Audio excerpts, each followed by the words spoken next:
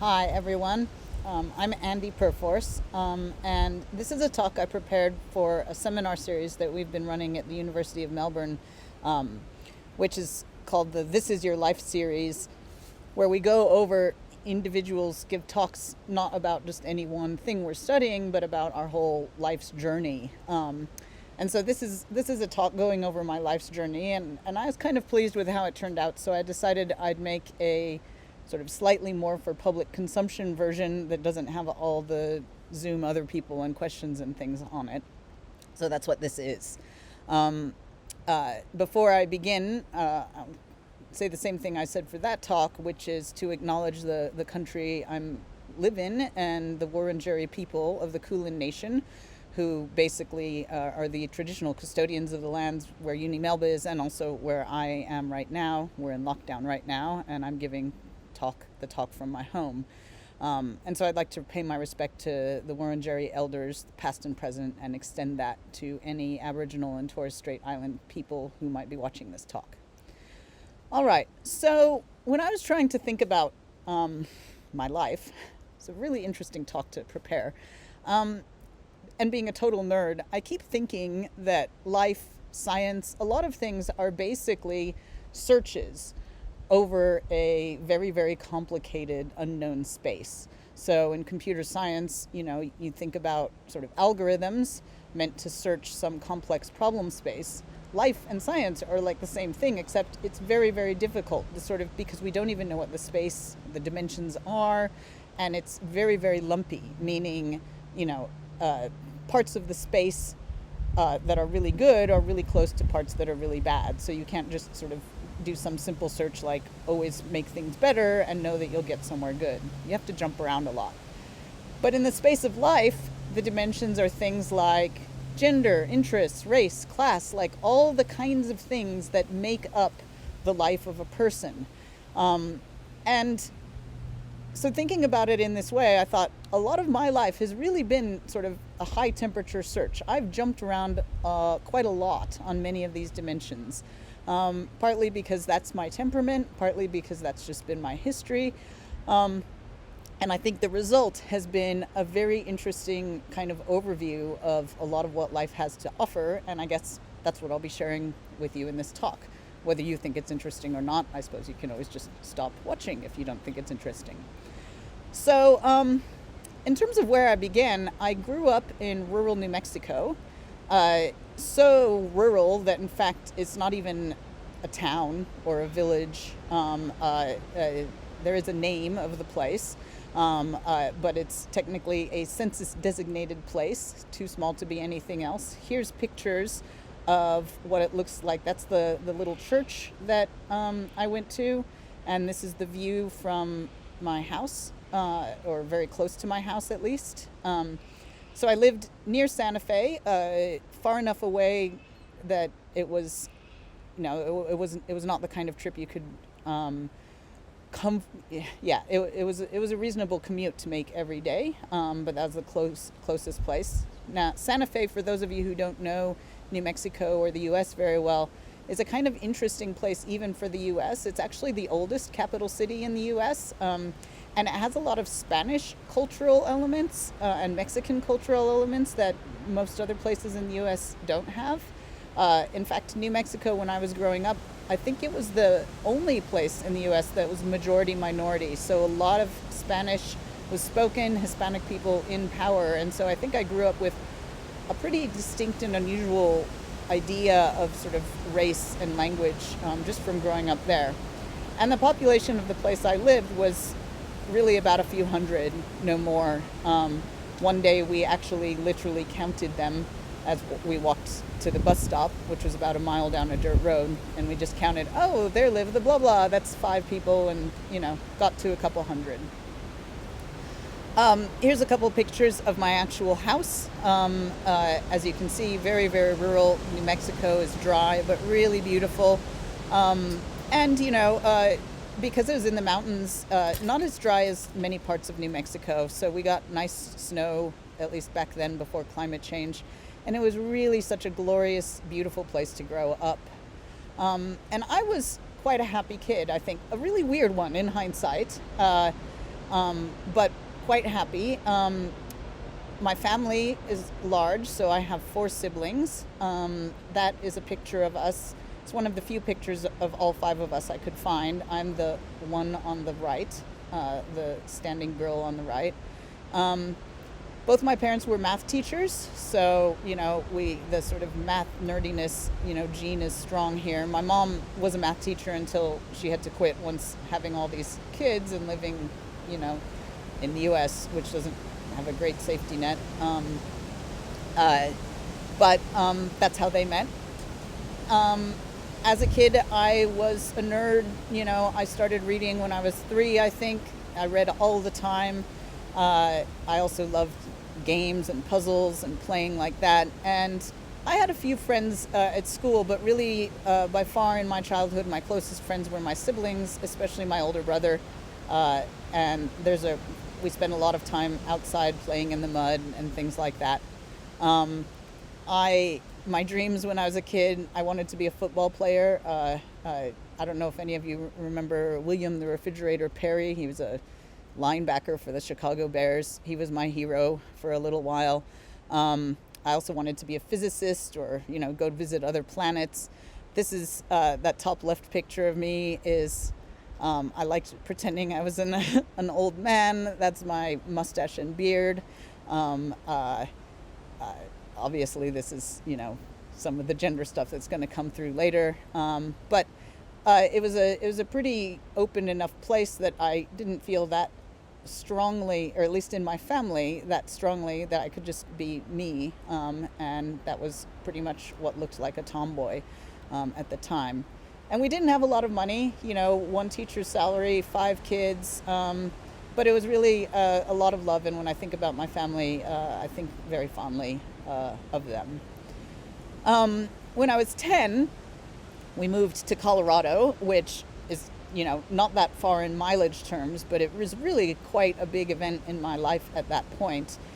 Because where we ended up moving was pretty different. It was a small town on the western slope, but of course, going from this tiny village to a town of 10,000, it seemed like huge to us. There were streets and sidewalks and stoplights. But I think more than that, there was a culture shock. So it was very white, unlike New Mexico, and very conservative and religious. So heavy Mormon and Christian influence. And that and the sort of, again, the racial thing sort of really felt weird to me and took some getting used to. But it's also just a really gorgeous place. So these are just some pictures of, literally about within 10 miles of where I lived. So nice. And in high school, I formed the habit of just taking my bike out after dinner and biking just to sort of be in the outdoors. And that's sort of shaped me quite a bit. But high school and adolescence, they were really, really hard in a lot of ways. I have this picture of myself giving the valedictorian speech at, when I graduated as kind of my sign that, yes, I did get out of high school. When I was in adolescence, I dreamed of getting out. And by getting out, I meant out of everything, out of that town, out of my life. I didn't feel like I fit in there, but I didn't really know how to. One of the big things is that I was beginning to realize that my sexuality and my gender were wrong. I didn't quite twig about the gender as much because at the time there was just no awareness and no language for that sort of thing. But we were talking about sexuality. In fact, I have a very strong memory of something called Amendment 2 in Colorado, which I think was passed when I was about 14. Essentially, it was a very anti-gay amendment. And I remember hearing everyone arguing about it and thinking, this might be me. I can't bear for this to be me, but it might be me, and just going back and forth on that.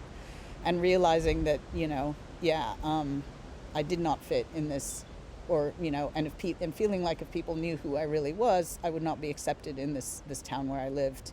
Another issue that was really sort of getting to me then is religion. So like I said, I was raised Catholic, but being a very nerdy science type who thought all the time, I read the Bible, and thinking I was gay as well, I could not reconcile myself to a lot of the things in the Bible.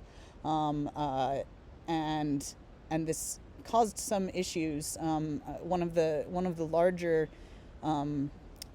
difficulties I had with my parents, mostly we got along really great, but one of the larger difficulties came when I refused to get confirmed, because I just couldn't stand up and say I believed in God, and that caused some issues for a little while.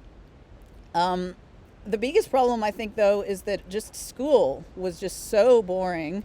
I was incredibly bored. I spent most of the time I had some great, it's not really the fault of my teachers. I had some really fantastic teachers who did what they could. I ended up still sitting in the back of most of my classes, reading books, not attending very well, but I still managed to get decent grades because I, saw that as my way out. But essentially, looking over my journal, my journals at those years, almost all of what I talked about is being bored, that and the sexuality stuff and, religion. I didn't talk about a lot of the things that teenagers talk about. And part of me was asking, why aren't I thinking about, those things, and feeling just really out of place and terribly bored. But I don't want to make it sound all bad. Like, I did have some cool experiences. I did work a lot. So in addition to school, I worked part-time Dairy Queen, which sells ice cream, and I have a lot of fond memories from there. I did graphic design for a real estate company, and that was really fun. I still wanted to be a physicist. I had no idea how to pay for uni or hack it, but that was still my dream. And I also discovered things like computer programming. So that was our first computer. I taught myself basically my dad, he was a math and a computer teacher, and he brought home games. And I figured out that if you Control-C in the middle of them, you could look at the code for the games. And so then I reverse engineered a lot of that, and I really liked that.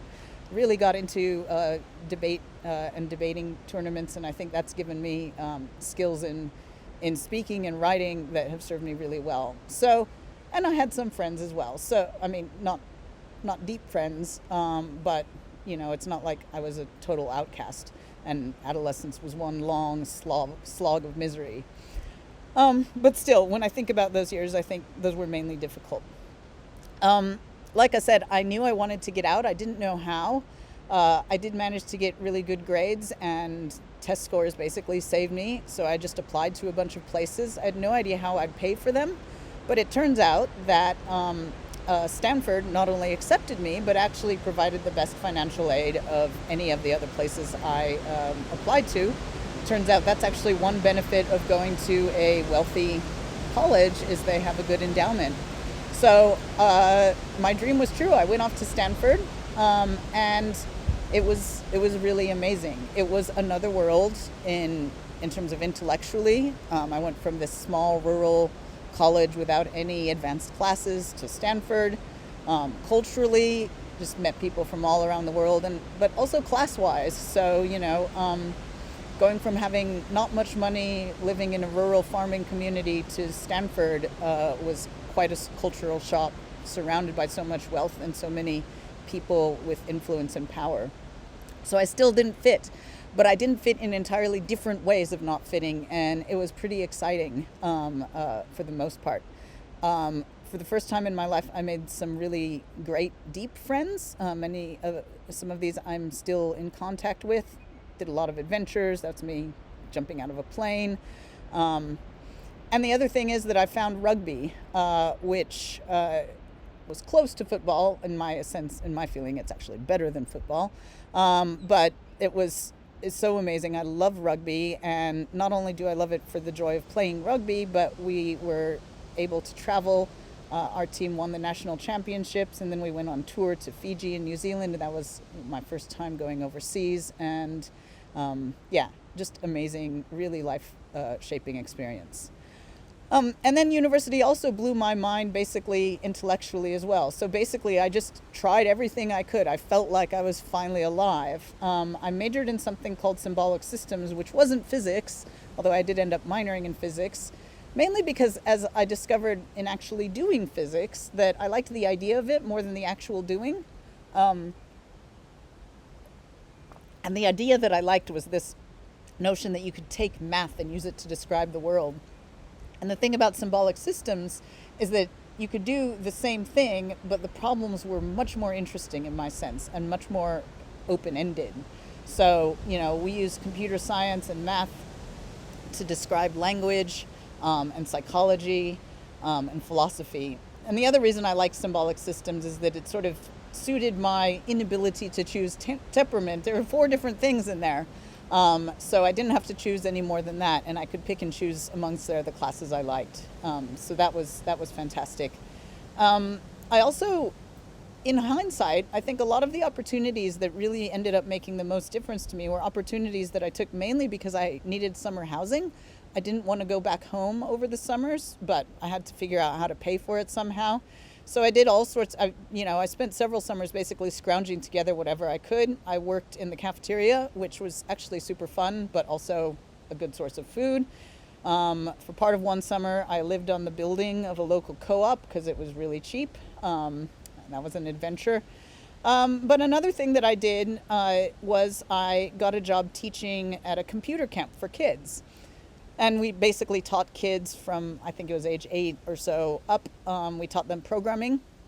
And that was my first real experience of teaching. And it made me realize I love to teach. Like, I pretty much, all those ages, whatever, it was really amazing to me. And I remember thinking, I really want to do something like this with my life. And so that was super good to know, really, and great to get that experience that early.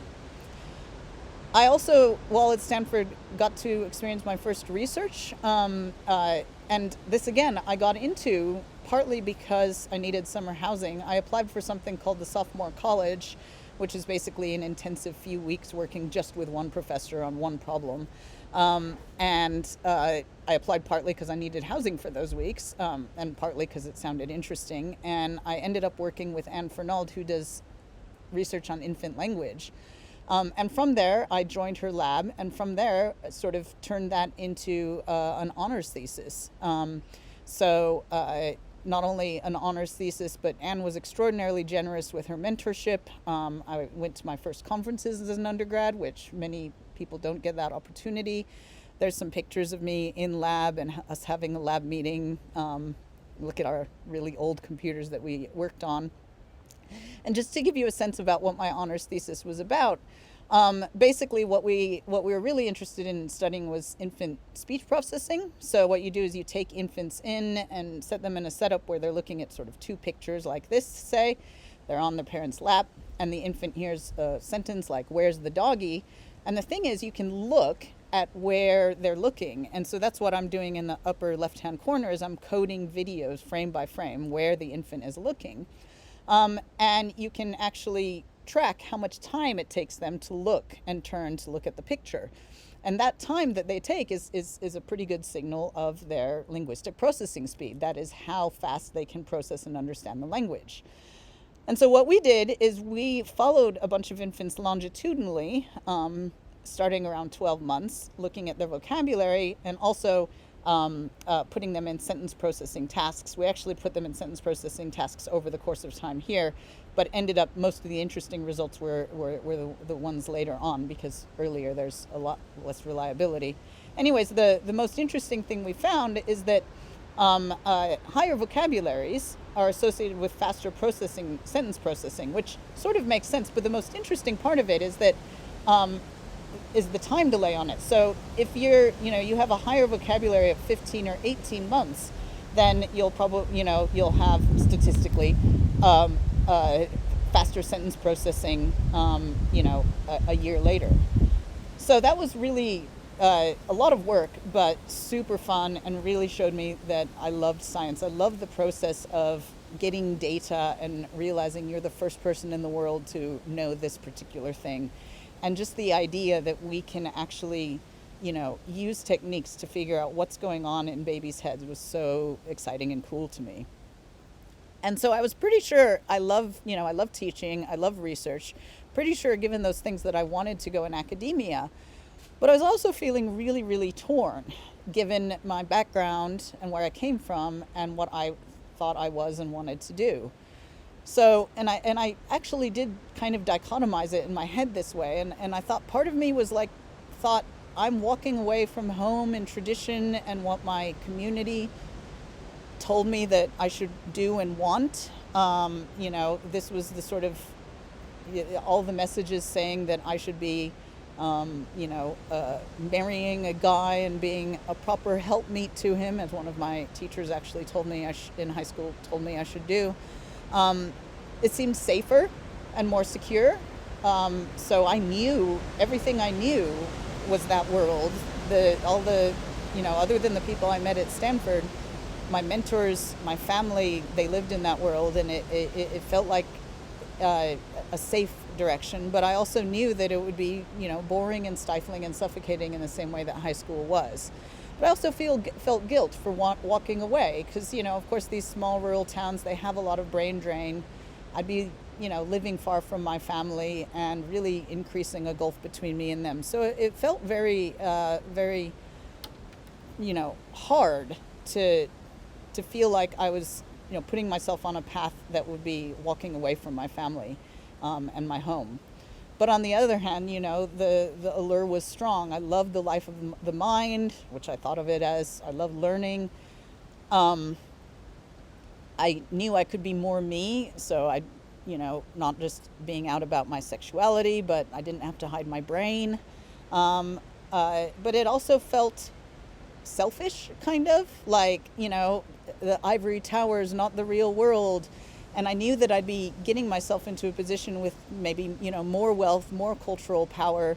And that seemed selfish as well as, of course, very, very lonely and risky because I didn't know the path. My family wasn't there. They couldn't guide me. Especially sort of potentially being gay and not knowing how to do that. I knew I wanted a family of my own, and I didn't know how to work that either with the pressures of academia plus the sexuality. And so I didn't really know what to do and thought about this a lot. And I decided that I wanted at least one last summer with my family. So I went back. That's all of us that summer. I did a lot of random things that summer. So part of the summer I did construction. This is me working on what's called an earth ship, which is basically a house made out of tires, very ecologically friendly, super insulated, and also really, really fun work. Essentially, you just sledgehammer dirt into tires all day. You got so fit. And of course, the views were great because of where we lived. And so that was really fun. And then the other part of the summer, I worked for a mine.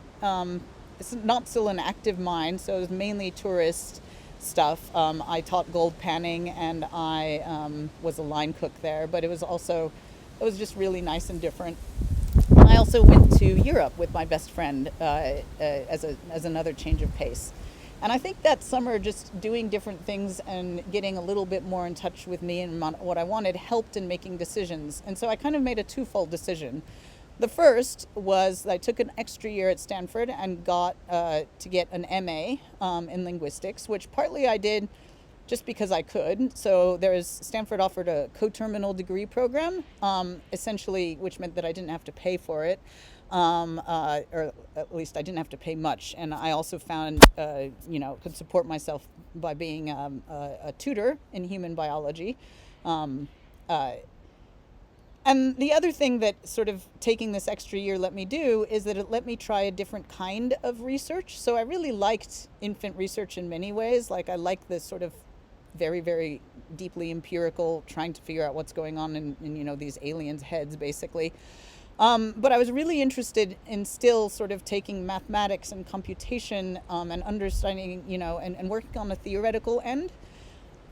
So what I did for my master's is I worked with a semanticist, David Beaver, who doesn't actually normally do anything kind of like what I did, but he was very generous and willing to go out on a limb with my project. And so what I was really interested in is language evolution, particularly the early stages. So how do you go from nothing to someone with the idea of reference, of using something to refer to something else? And I wanted to kind of do a proof of concept that was possible.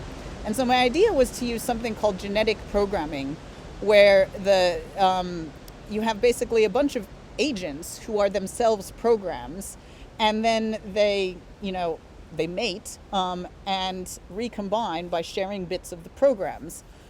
And so I put these agents in a world where basically you get more fitness and reproductive success if you could successfully communicate and refer to very simple things in this world. And I named my agents Bert's and Ernie. And like I said, it was just to sort of see, is this possible? The rough answer is yes, it was possible, but it was such an open-ended and difficult to analyze thing that I couldn't really easily turn it into something for publication. So in that sense, it was super useful for me, well, both to learn as much as I did, just to implement and do the project. But it also taught me something about the perils of trying something too new without a good idea. You want to do groundbreaking, cutting edge research, but you also want to have it a little bit more grounded in what is done before, unless I suppose you're more than a master's student, so that you know what to make of your results. I did end up publishing the literature review and got my master's, so it's not at all wasted, but a very, very useful insights.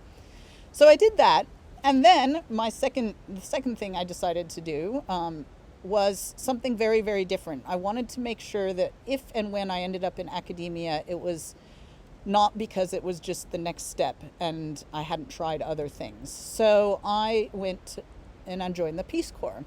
The Peace Corps is an American program where they send Americans overseas to work in developing countries. Unlike many programs which involve going to developing countries, the Peace Corps volunteers actually live in the villages with the people. So it's meant to be a lot more working with the native, people to as an exchange rather than coming in and saying, here's what you need. And I really liked that idea and that aspect of it. Mozambique, when I went there, it was just emerging from a civil war. So the civil war had ended about 3 years ago. And in fact, the town I ended up in had been a spot of a giant massacre in that war. So you saw sort of scars of that every day, both in the town and in people. Many of them had people who died in that massacre. Mozambique was very poor. I think it's still quite poor, but then it was very poor. And HIV and AIDS were an emerging problem basically because during the war they'd actually been fairly safe from it because no one wanted to go there. But then after the war, things opened up a bit, and South Africa had a big HIV/AIDS problem, and so they were getting a lot more of that, and of course had no sort of cultural knowledge or ability to fight that. So part of what I was there for was doing health education. Mozambicans in general, such amazing, generous, funny, really resilient, generous, nice people. I could show lots and lots of pictures and probably talk about this for an hour itself. My job was teaching. I taught high school, and actually I taught a combination of biology, which again was a lot of health stuff, and also English. The schools were very poor, so that middle right picture is the outside of the school. The inside, if I had a picture, you would see there's actually no chairs in there at all, no materials at all, a blackboard and a cement floor. So we'd have like 50 students to a room, and they'd sit down on the floor, piled on top of each other. Literally 50 was as many as you could fit in the room, and I had my chalkboard, and they had notebooks, and that was all the supplies we had. And in fact, we didn't even have enough rooms, so some of the classes were under trees, which was actually usually nicer, except when it was raining, and then it was much worse. And so I got really good at teaching, without materials and in a foreign language. And after that teaching experience, almost nothing would seem hard teaching again. And it was a lot of teaching. So I had 8 or 9 classes of 50 each. So it was 450 students or so every day. And it was not an unusual load. All the other teachers at the school had the same load because there weren't that many teachers. And most of the kids in Mozambique actually didn't go to school. The ones who did were the fortunate ones, but there was still far more need than there was capacity, which is, I think, why I had that job. And that little picture on the left is my, in the middle left, that's my house. So my house was actually one of the nicer ones in the area because it was cement.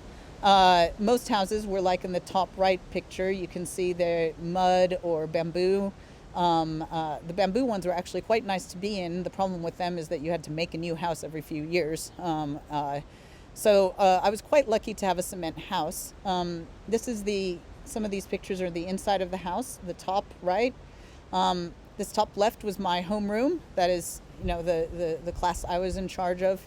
And they were, I think, around 8th graders, but again, a very variable in age, from like 12 to 17, 18, because a lot of students had to take out and miss entire years because their families couldn't afford to send them. It was hard. I felt, talk about not fitting in. It was intense and amazing, but very, very isolating. And I got incredibly depressed. It was probably my first major depressive episode. I didn't fit at all. I had a few friends. My best friend was the man in the top middle picture. His name was Gilles. He was a carpenter, such a brilliant guy, and really kind and nice. One of the few guys who didn't hit on me incessantly, which was nice. But I kept thinking, he was so talented, and I kept thinking what he could have done with that talent in some other society. Not that being the carpenter for the whole town was bad at all, but I think half of why he liked hanging out with me was just talking. He had so much curiosity about the world and so few resources to feed that curiosity, and so it was kind of sad seeing how limited his opportunities were. But I think the largest issues for me were sort of a lot of issues that basically were in there always, and Mozambique just brought out. So the gender roles were terrible. I had to wear a dress. The gender, almost no men and women were even allowed to hang out. All the women my age had kids. The men my age, like I said, most of them hit on me, but I had very little in common with almost anyone. They were really nice, great people, but we had very little in common, and I've never been great about talking, just sort of manufacturing small talk out of nowhere. And the gender roles were so painful. I ended up staying in my hut most of the time and basically dealing with it the way that I started dealing with things in high school, which is dissociating away. So just imagine I'm somewhere else, put it out of my mind, cut off part of my emotions in my head and carry through things even without feeling them, which got me through. But doing that too much is actually really quite bad for you. And I was so bored. Again, none of the, this was back before internet had made it to Mozambique. So, there was no link to the outside world. I had the books I brought with me, and that was it. And I was so bored. And I pretty much became a kind of insane nutcase in my hut. I wrote a novel. I wrote lots of treatises about how to mathematize philosophy and like all sorts of things that they weren't bad for the time, but I also think I was kind of going crazy. And I decided I absolutely had to go into academia because I just wanted people to talk to about my ideas and to do something with my ideas instead of just having them going on and on in my head. And I ended up leaving early. I managed to last out 1 year, so one full school year. I returned in my grades and wanted to last longer, but kind of decided to go home after essentially one day. I ended up just getting so bored and intense and distressed that I just did something very stupid and dangerous, which is sort of went without telling anyone inland. And the reason that's dangerous is a lot of those roads had a lot of landmines, and and not telling anyone, going on roads with landmines. And I remember thinking, I don't care anymore. And then I got about half an hour in, and as always, novelty reinvigorates me. I got less bored. I sort of came to my senses, and I was like, this is insane. If I'm feeling this bad, I'm not to be trusted. And so I basically, long and the short of it is, I ended up going home, which was a good call. And I hope the people in my town don't regret that I was there. I don't regret going, if for no other reason that it really, really showed me that, trying to be someone you're not is a fool's errand. Even if it's for other people, you cannot make a difference to other people by trying to be someone else, because you're taking the place of someone who is that person. I think if I regret anything, it's that I stopped someone who would have been a much better Peace Corps volunteer than me from being there. Someone who had those, actually enjoyed that kind of small talk, who didn't have the issues I did. And if I want to make a difference in the world, I realized I need to play to my strengths and be me. And if that means academia, if that means, being out, if, I can only be me. And that was a really good realization to have then, I think. Although, as you'll see, sort of how to turn that realization into action is never clear. But that was a very good insight. So I came back. I had no idea what I was doing. A lot of me felt like a kind of failure for how that all gone. And the first thing I did was I basically just went home and sat in my parents' basement for a while. Again, my parents were fantastic, and they didn't know everything that had happened, and they sort of just said, we'll support you however. So I spent a few months there, and then I went back to California again, and everyone there was fantastic too. I'll tell you about the jobs and things I got there, but my friends and some of my old mentors were vital to that. Another thing I did is that I went to the Santa Fe Institute summer school, which basically studies complex systems, math, physics, but also interactions between people. And this is sort of right up my alley. It was something I'd wanted to do even before I went to Peace Corps. And coming back, I was like, what the hell, I'll apply. And it was great. The best thing about it was the people. So these are some of the people I met. And it was one of the best, 4 or 6 weeks of my life.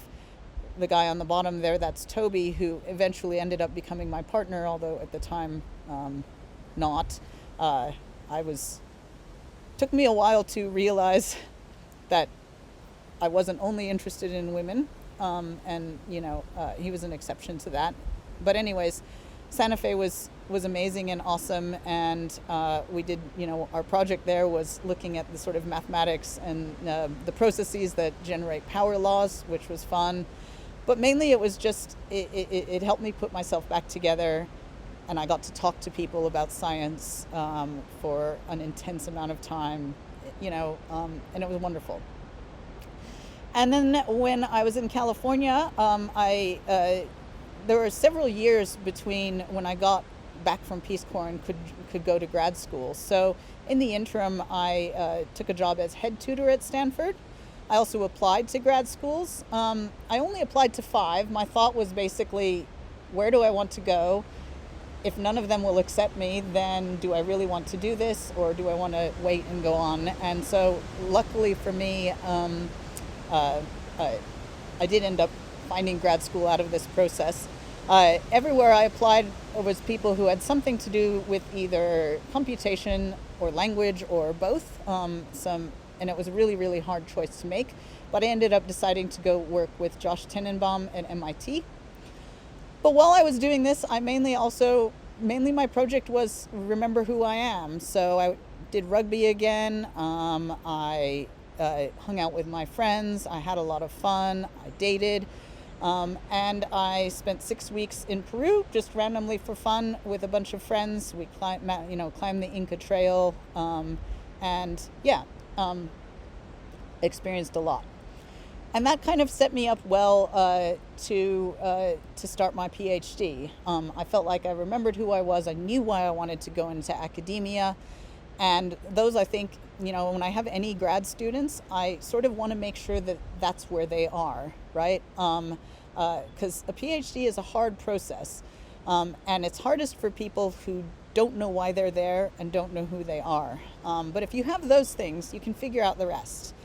And so that's what I did and had. And MIT was really great intellectually and socially. That was me sometime I made a lot of friends there, many people who you may recognize from conferences or in the field. So there's Ed Vull, Mike Frank, Josh Tenenbaum, Chris Baker, Noah Goodman, Tom Griffiths, Tanya Lombroso, our very own Charles Kemp, Liz Bonowitz, Lauren Schmidt. Those were some of my best friends at MIT. Josh ran a great, very welcoming lab. I kept in touch with my family. At that point, I also started dating Toby, mostly long distance, which was pretty difficult. And of course, grad school, and it was hard for the reason grad school is difficult for many people. Anxiety about the future and whether I'd get a job and what I was going to, was I good enough? MIT is really, good for causing people to have imposter syndrome. Everyone there was so smart and driven and determined. I, spent a lot of time wondering if I could hack it. Also, honestly, the Boston weather was hard for me to deal with too. So, it was mostly really good.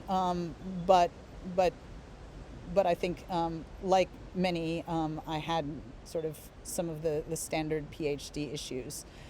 And when I started, in terms of intellectually and what I wanted to do, I spent a while flailing around. And this is partly much more standard in American PhDs, which are longer than Australian or British PhDs.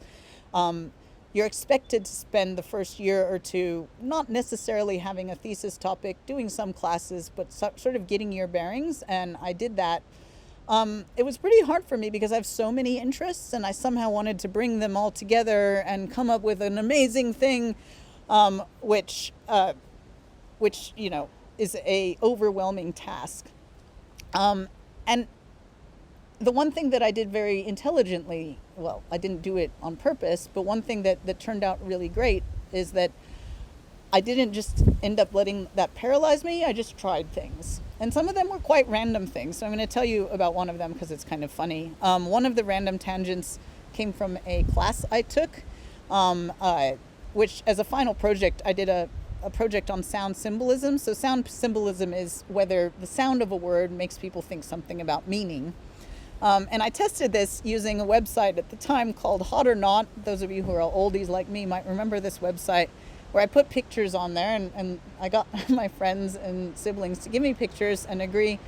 And so I put them on there, and I photoshopped different names onto them, counterbalanced and everything, and then just looked at sort of, on this website, Hot or Not, people rate how hot the person is. So the name should have been irrelevant. But what I found essentially was that there was a significant effect of the sound of the vowel, and also something about the consonants, but mainly the vowel was the more interesting effect. That basically the sound of the vowel affected their perceptions of hotness. So this was significant. In hindsight, it was probably significant only because I had tens of thousands of data points. I didn't realize that quite at the time. The effect was small. But I did this for this class project, and then I was like, well, there's a conference I really wanted to go to, and I could get funding to go to it if I was presenting something. So I was like, well, I'll just submit this to the conference to see if I can go so I get funding. And lo and behold, it was accepted, so I could go to the conference, and that was exciting. But turns out that a lot of press looks at conferences like this to get ideas about things to write about, and the press picked this up and sort of turned it into this insane news item where people were talking about, how names affect sex appeal, and it sort of, spread. So Nature picked it up, BBC picked it up. It spread all over the place. So there were sort of many reputable things, but also totally random places like the Irish Examiner. I did some radio thing from Perth. India Times picked it up. And all of the coverage meant many people heard about it who never would have. So Language Log was a sort of a blog written by a lot of linguists who I quite admired, and they ended up doing a post on it. And in a way, this was kind of cool, but it was actually mostly super stressful, partly because it was just this tiny study that I didn't feel strongly about, and had done essentially for a school project, and I was getting all this scrutiny for. And partly because it was sort of in the process of being talked about, it ended up getting more and more distorted. And people said a lot of things that were, both sensible and cutting. So here's an example. But what about that Ivy? This is an example from a little news blurb on it. And so I don't know if you can hear. About that Ivy League study. You'd think they'd have better things to do at MIT. At least it's not boring. David Robichaux, Nightcast at 10. So yeah, that at least it's not boring is sort of my tagline now. But the whole, you'd think they'd have better things to do at MIT. It was, and similar sentiments were also kind of, stressful. But it did teach me a lot. And I think in a meta way of how news spreads and how the framing and just how the sausage is made in terms of press and press releases and how framing affects things. And how once, you don't actually have much control over the news cycle and what's said once it's out of your hands. So that's both an interesting little side note and something that would sort of, these insights inform some of my later research in a way I didn't foresee at the time. I ended up doing something entirely different for my PhD, where intellectually things began to go here. So working with Josh Tenenbaum, who does a lot of computational modeling of cognition, particularly Bayesian models. So I was trying to think about how to fit and use Bayesian models in, to study language and language acquisition, which was my interest at the time.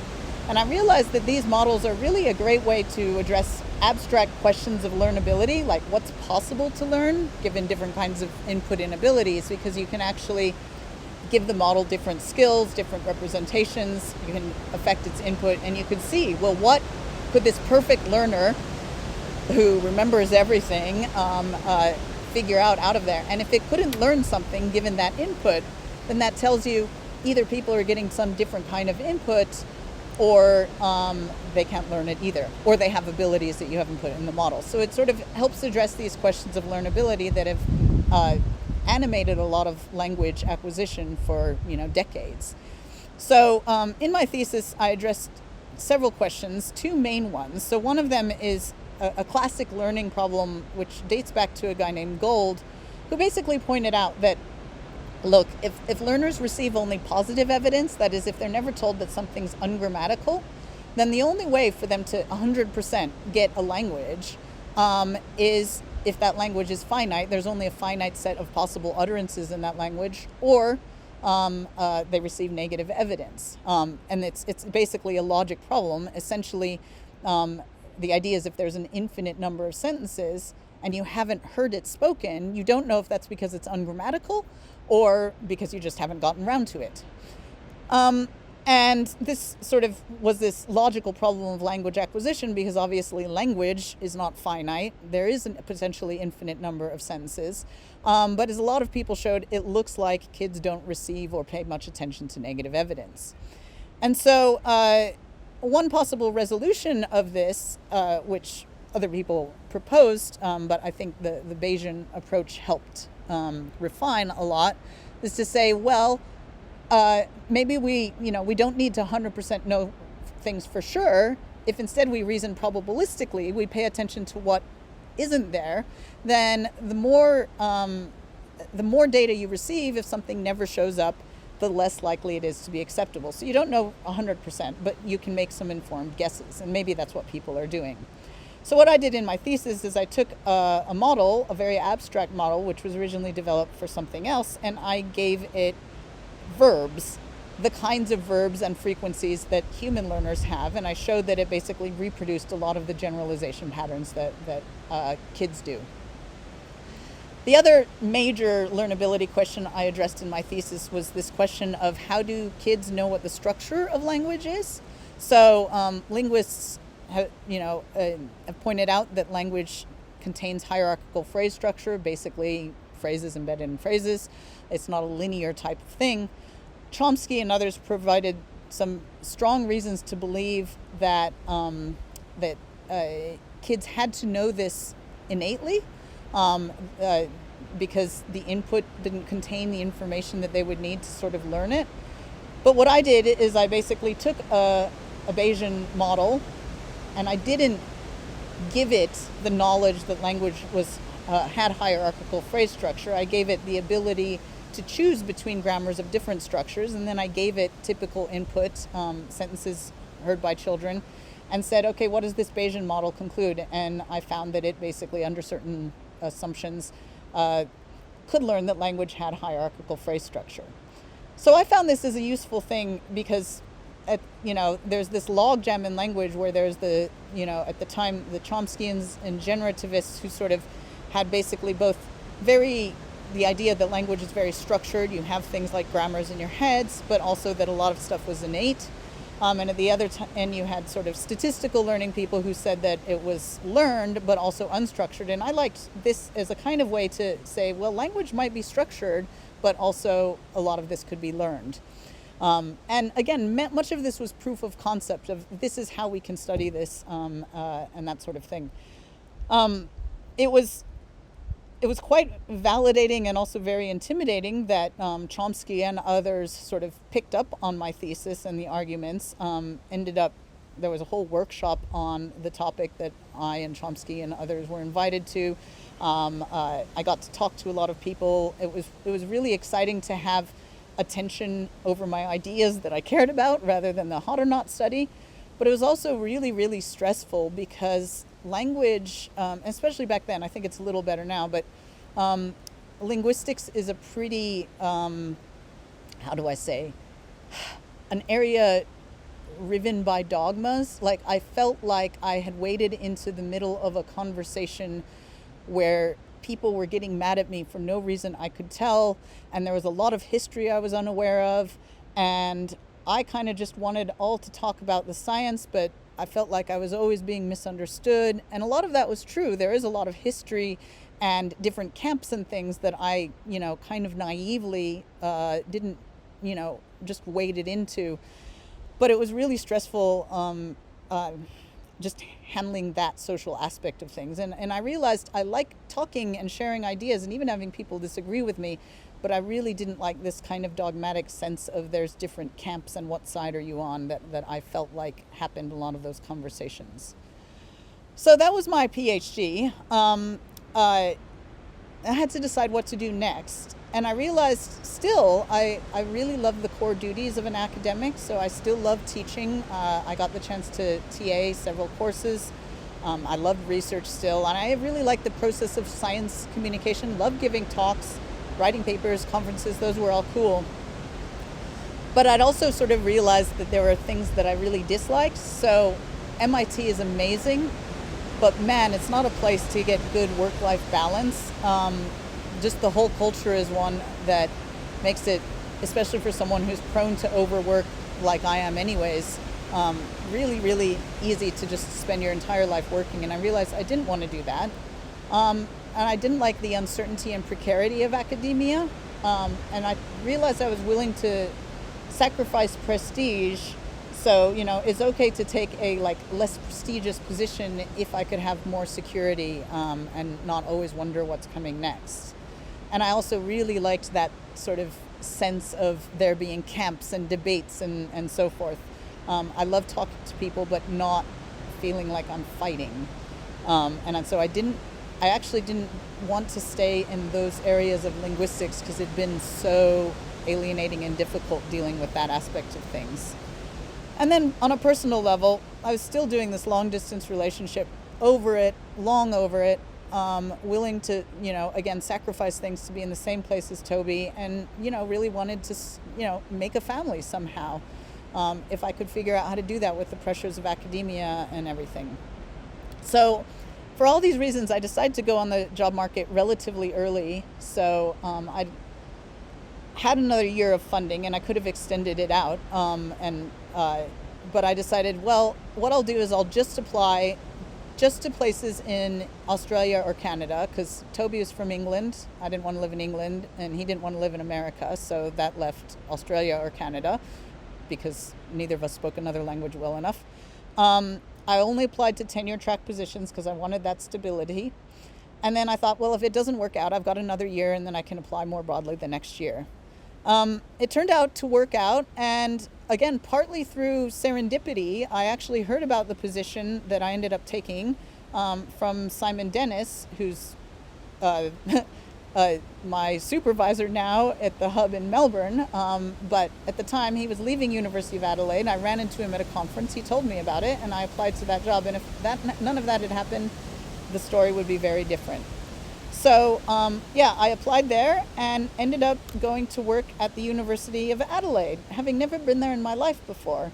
But it was actually quite a good move for me. Adelaide is in South Australia. It's a lovely, lovely town. That's a picture of the university with jacarandas, which are my favorite trees in the world. It's a city, but a little one. Feels like a town. This was my first chance to have my own lab, which was intimidating and scary, but so exciting. Made friends. These are some of my the colleagues that I ended up working with. That's me in my office. Toby and I got married. We got cats. We got a house. It was really, really nice, and I really got to sort of know the Oz Math Psych community. Which was my idea of what an academic community should be. So again, we don't all agree on everything, but is the most welcoming, kind community, academic community that I'd been in. And so this was us at one of the conferences after our cricket game. So that was really wonderful.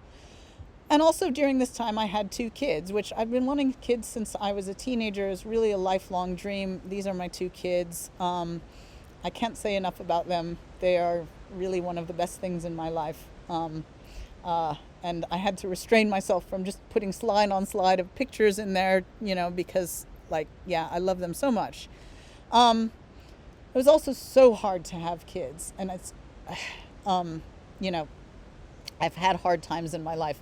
This was one of them. A lot of it is just, I won't even say academia. The structure of our society is not set up to make it easy for a working parent, especially one with no family support in the area. Of course, all of our families lived on other continents.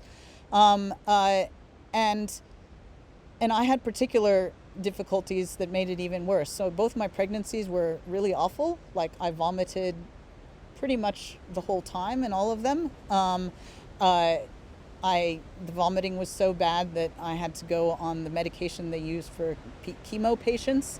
It wasn't so bad that I lost weight, but it was physically enormously taxing and exhausting as well. And somehow I had to keep doing my job this whole time.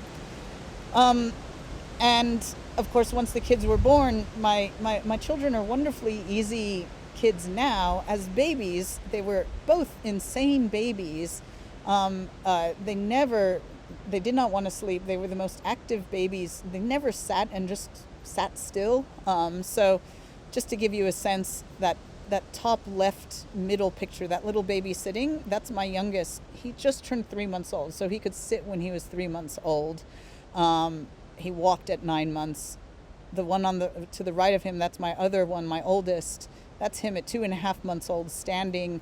That's the kind of babies they were. And so I didn't sleep. Almost, and again, thank God, Australia has maternity leave. But my sleeplessness lasted a lot longer than the maternity leave and the exhaustion. And I kind of lost touch with a lot of, I couldn't play rugby anymore, partly because of the pregnancy and the time, but also I had a big injury. And this is really when I doubled down on, having to keep going essentially by willpower and dissociation. Because this is the other thing, is I had responsibilities. I couldn't just leave the way I'd kind of left in Mozambique. And so I just had to make it through. And so in addition to my kids, I was doing a lot of teaching, which again, I really, really loved. Especially we made this computational cognitive science class with Danny Navarro. I taught stats. I love that teaching. I did a bunch of mentoring. Here are some of the great students I got to work with. I couldn't fit everyone on the slide, but started my lab. And these were all really, rewarding things, but they were also responsibilities that I didn't feel I could put down. And so, yeah, it was just willpower, dissociation, kind of losing track of who I was and what I wanted while I was doing all of that. Even though a lot of these things were what I was and what I wanted, there was just a lot of it. And I think this is a tale that probably a lot of people with small children and intense jobs sort of finds themselves in, particularly when you have responsibilities to others and you don't feel like you can just walk away or let things down. So that was the sort of emotional side of things. Intellectually, what I was doing, again, was pretty exciting and cool. And, and I did what I'd always done, which is when I have emotional difficulties, handle things, with my intellect, basically. So I threw myself into my research. And where I started was basically building on my PhD, which ultimately, when these questions of learnability are pretty much questions about what can you learn from different kinds of data, how informative they are, what assumptions are you make, and so that was, it continued there. And one of the first things that I ended up exploring was basically this idea of positive versus negative evidence. And sort of with work with Danny Navarro, we ended up sort of showing mathematically that positive evidence is actually, for certain kinds of theories, which tend to be the theories in the world, positive is actually much more informative than negative evidence. So actually trying to confirm a theory is maybe actually a better strategy if you want to maximize your information content. And the idea is that this is because good theories tend to be sparse. That is, they predict only a few things, and most of the things that they wouldn't. So they predict only a few things happening. And so if you look for things they wouldn't predict, well, that's most things. So it's not that informative. And the reason good theories, predict just a few things is that's almost definitionally what makes a good theory. It's more coherent. It has strong predictions. So we basically showed, positive evidence is very helpful for theories of this sort, and also good theories tend to be of that kind. And then later with Andrew Hendrickson, we sort of showed that people are actually kind of intuitively sensible to this. And when they ask for information, they ask for different kinds of information depending on how sparse the theory is. And then from there, basically, this leads to lots and lots of interesting questions about how the data generation process, that is, the nature of the thing that's generating the data, how that, and the assumptions we make about it, how that licenses different kinds of inference. So just to give you a flavor of it, this is work that I did with Keith Ransom and others. So one of the things we were interested in is this phenomenon called premise non-monotonicity. So if you think about arguments, most of the time if you have more premises, that's a stronger argument. So if I say, like, owls have a certain enzyme and octopus have that enzyme, and I say, do bears have that enzyme? It's actually more persuasive to, you think it's more likely for bears to have that enzyme if I say owls and octopuses do than if I say just owls do.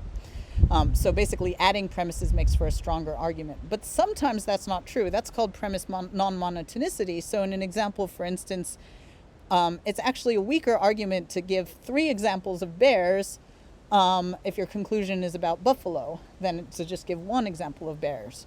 So we wanted to explain why that is, and we in terms of assumptions about the data generating process. And the idea is essentially captured by something called strong sampling, or a stronger thing than that called helpful sampling, where the intuition is essentially, if you think people are picking out premises to be helpful, then the more similar the premises, then basically more and more premises license sort of smaller conclusions. So if I pick 3 bears, then that means that the conclusion should probably be a bear, not a buffalo, essentially. That's the essential intuition. And so we tested this in an experiment where we gave people 2 target inferences that we expected to be non-monotonic and a control that we expected to be monotonic, came up with a model that made those predictions using that insight, and showed that people actually behaved a lot like the model. And if you change the story you told people about how the data were generated, If you told them it was totally random instead of picked out by a helpful person, then people changed their pattern, as did the model. So that's one example of the kind of thing I was looking at, which is, again, sort of how your assumptions about how the data were generated license different kinds of inferences. We sort of looked at the same kind of thing to explain differences in how people generalize one category. So if you learn about one category and you get more examples, you tighten those generalizations. With two categories, you tend to broaden them or not tighten. And sampling assumptions can explain that. They could explain why people, if they're learning, say, a new linguistic form or whatever, if you hear inconsistent input, people tend to try to match that. And in this work, I showed that, yes, they do, but if you give them a reason for the inconsistency, that is, if they think the inconsistency is because of something else, in this case, mistakes, then they tend not to match it. So again, it's their assumptions about how that input were generated change what they learn.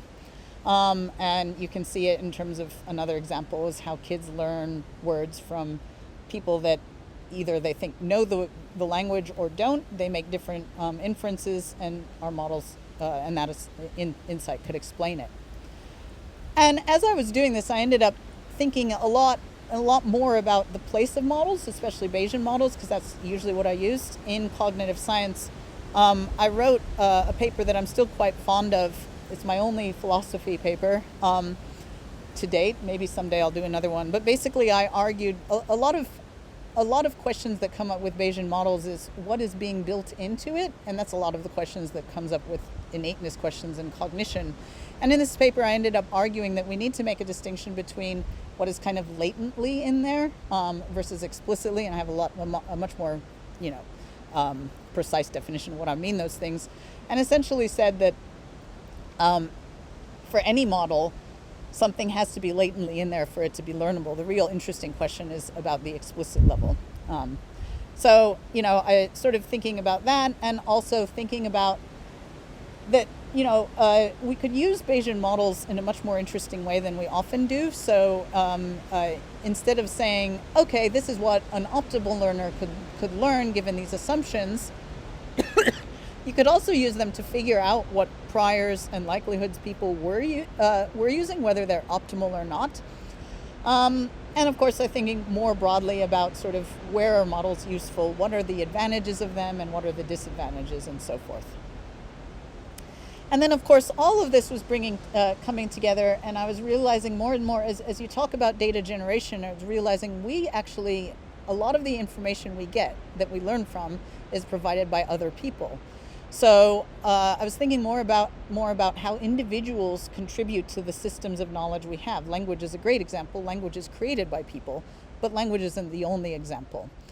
And this actually fed back to my early interests in language acquisition. So how is language shaped? And I think my first foray into that was this work where I showed experimentally and also with math that the language systems we come up with, given certain assumptions, can be shaped by the structure of what there is to talk about, not just our biases, which goes against what had been argued at the time. So again, there was math, but I also put people in a learning task where you had to learn some words for shapes, and then you had to label the shapes, and then that person's labels were given to the next person to learn, and so forth. This is called iterated learning, and over the course of a chain, the label to shape matching changes, so the language changes, and you can see how it changes. And essentially what I showed is if you gave people shapes with different structures, you're not telling them that, you're just giving them one at a time, but the languages that pop out at the end of the chain are different. So again, the structure of what there is to be learned shapes what is the system, even though no individual is consciously doing that. And then in similar sort of simulation work, sort of showed mathematically another really interesting, surprising thing, that was when you have systems of learners with different assumptions, it's the ones with the strongest assumptions, they have a disproportionate effect on what ends up getting passed around. So it's not just a mixture of them, but rather the individuals with very strong priors, they end up distorting what they hear And each of them, and it ends up shaping the language much more strongly than the people with weaker priors. So, and there's also just a bunch of other stuff. I can never manage to do one thing. I put a camera on my kid's head and recorded high quality visual data just to get a sense of, well, what is the data that kids hear? It's not just words, it's also experience. And so there's, there's this data set is free for researchers of whatever sort to use, and people have started, vision and language researchers started using that, as well as several other researchers who did the same thing to their babies. I've been studying the structure of semantic representation and what we acquire meaning from. And I've been looking at a lot of different aspects about how category and word structure shape meaning. So cross-situational word learning, how sort of categories and things with lots of features, how that affects learning, and so forth. So basically, I did a lot of stuff. And I ended up, a lot of my, I dealt with, as I always had, a lot of my sort of emotional difficulties by basically hiding them in work and my kids. But at this point, I came to another transition point. Essentially, proximally caused because some of my closest colleagues, Danny Navarro and John Dunn, ended up leaving. And so math psych, the math psych, my closest colleagues at Adelaide were depleted. And more than that, their positions were gone. So there was no move to hire new people, particularly new people with those skills. And so I felt like, I like a lot of why I'm in science is for the conversations. And without those, my intellect in my lab and my ideas was what was holding me together. And I really feared without those, where would I be? And I just felt that sort of math psych and the questions I had and the skills I had were not valued.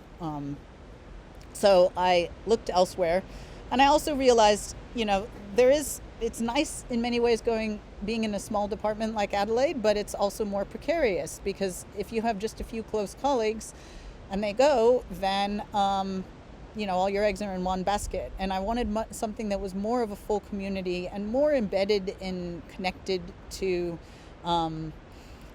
bigger things. And then I guess on a more personal level, this was around the time that Brexit happened, Trump happened. I was realizing that climate change was a very, very big problem. And I wanted to go back to my roots of wanting to make a difference. Don't know how still, but didn't want it to just keep sort of hiding in this nice, safe corner of the world. So for all those reasons, I applied elsewhere and ended up really being very lucky. Got hired and able to move to the University of Melbourne, which has been a really, really great fit. I love Melbourne, the city. I love both the ability to work in a big world-class city, but also live outside the city in the Dandenong Ranges and feed that side of myself that really loves the outdoors and rural areas. We've got a house there. The kids are doing very, very well. The University of Melbourne, the School of Psychological Sciences, and the Complex Human Data Hub where I am is full of lots of people. Again, I could fill this with many more pictures than this, but I had only so much room on the slide. I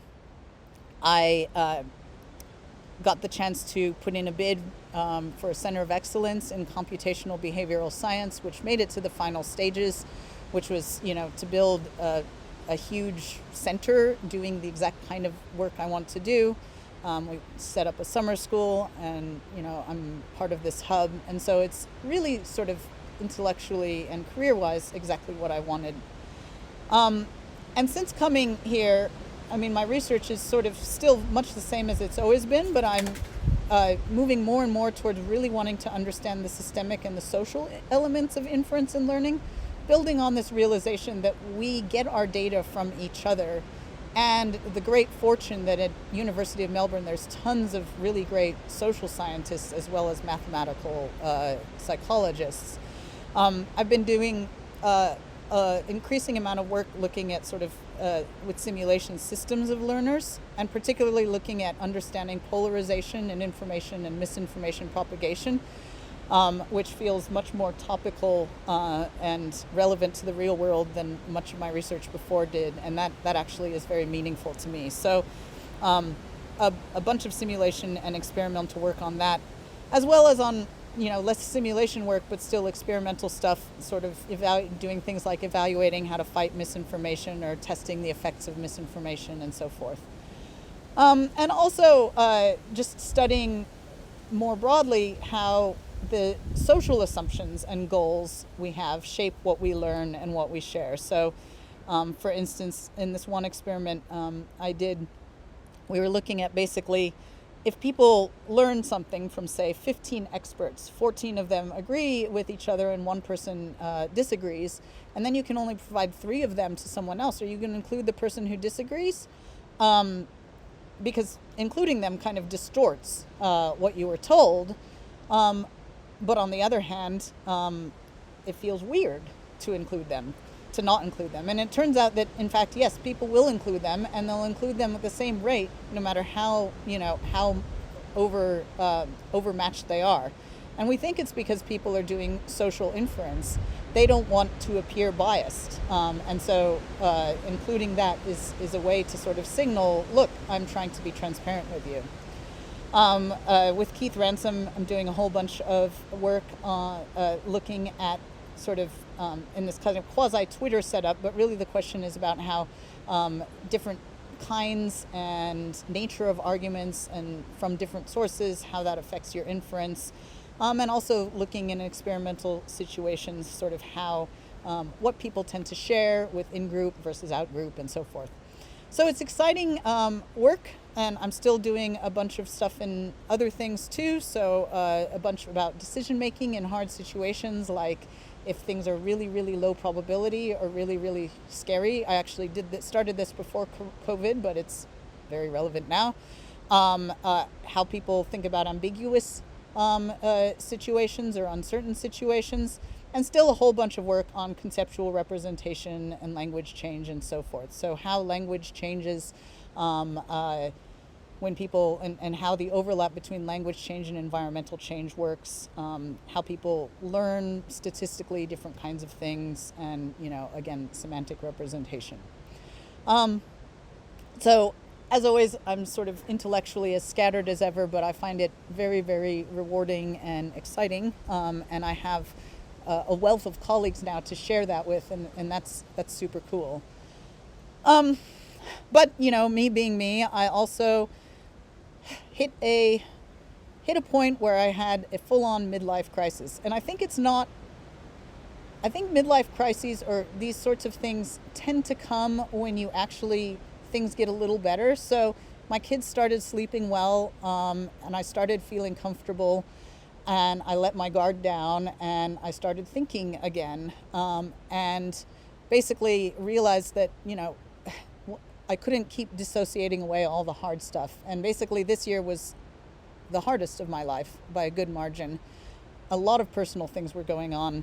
I was very depressed. I hardly slept. I lost a lot of weight.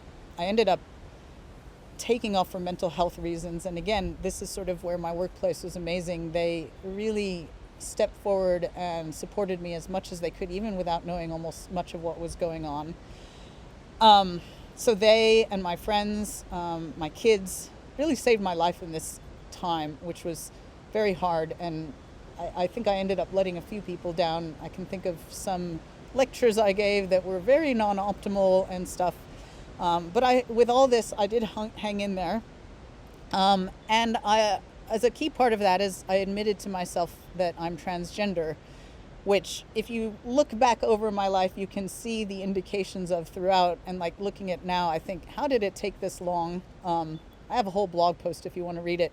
I won't go into a lot of detail here, but essentially, I'd always realized that I was a weirdo, didn't have the language for it for a long time, and then more recently just felt like I could manage, because of course the prospect of admitting this and making the life changes that requires was so scary, especially once I had my family.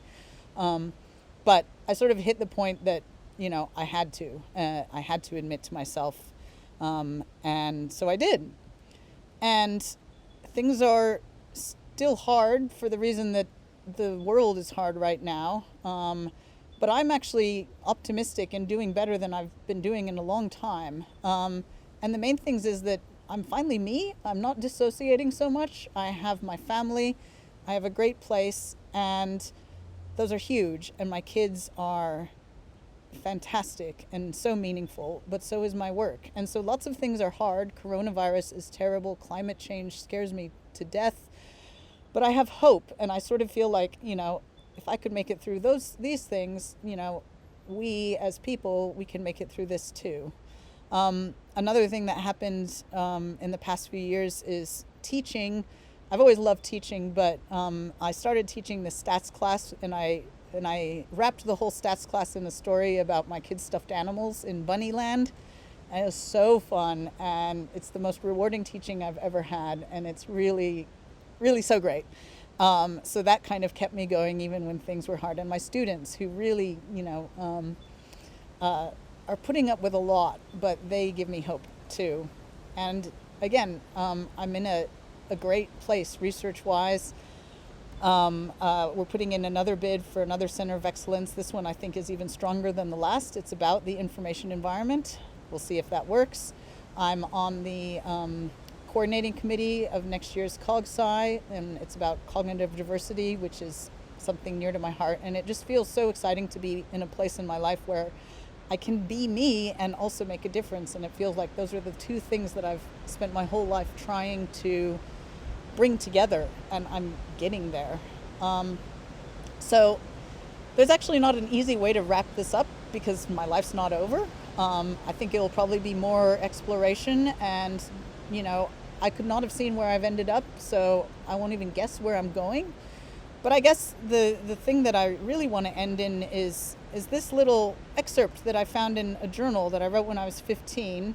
When I was preparing for this talk, I ended up doing a lot of wandering down memory lane. But I think this thing that I wrote when I was 15 is just as true as for me now about who I want to be. So what I wrote was, I feel that the highest thing I can do with my life is to seek out truth and spread that truth to others. I must pare down to the bare essentials and point out not what is popular to point out, but what is real and actual. Then I must spread that truth to all corners of the world. I should always be receptive of new information, new thoughts, and I should always continue to grow beyond what I am today. And I still feel like that. And I feel like I'm in a position where I am doing that, and I hope I never reach a point where I stop doing that.